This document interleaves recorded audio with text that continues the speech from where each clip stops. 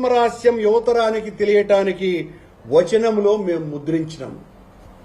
కూటమి ప్రభుత్వంలో కూటమి కులుకులతో మునిగి తేలే వారికి భగవానుడి ఉవాచ అవ్రచ్యంగానే ఉంటుంది.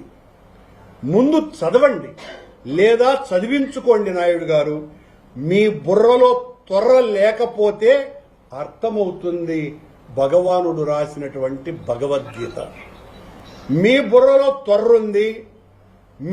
మీరు మాట్లాడించినటువంటి వాళ్ళందరికీ కూడా ఆ త్వర్రున్న రోళ్ల చేతనే ఈ భగవద్గీత మీద డిబేట్లు, ప్రెస్ మీట్లు పెట్టిస్తున్నారు.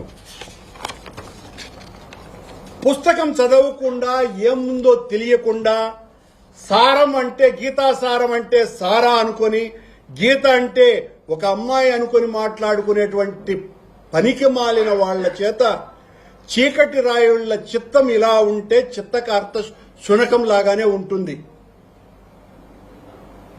మీరేదో ఆ పుస్తకాన్ని, భగవంతుడి పుస్తకాన్ని పట్టుకొని నన్ను, జగన్మోహన్ రెడ్డి గారిని విమర్శించితే మా విలువేమి తగ్గదు. మీ పతనం ఇంకా పాతాళానికి దిగజారుతుంది. అర్హత లేనివాడు అందలం ఎక్కితే వందిమాగదులు 100 మంది కావాలన్నాడంట ఒకడు. అలా ఉంది మన బొల్లేని రాజగోపాల్ నాయుడు గారి బల్లి పలుకు. నా మీద కోపంతో నారాయణుడి గ్రంథాన్ని 7 కొండల మీదనే ఏవగించుకున్నాడంటే ఏమనాలండి? ఎంత దారుణమైనటువంటి విషయం. నిన్నటి మహాకావ్యం 18 పర్వాలైతే నేటి ఈ మహాకావ్యం 26 పేజీలే.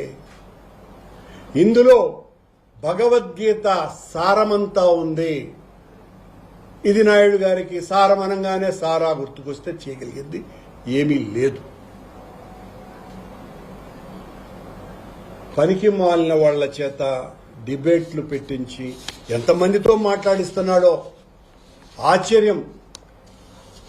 భగవద్గీతను కించపరుస్తున్నామే అనే ఇంగితం కూడా లేకుండా, ఇందులో భగవద్గీత సారం లేకపోతే దీని మీద పండితుల చేత ఏ ఒక్కరి చేతనైనా కూడా మాట్లాడించి ఇది భగవద్గీత ఆశయాలకి, భగవద్గీత చెప్పిన ప్రబోధానికి విరుద్ధంగా ఉంది అని చెప్పించినా దేనికైనా సిద్ధమని సవాల్ విసురుతున్నా.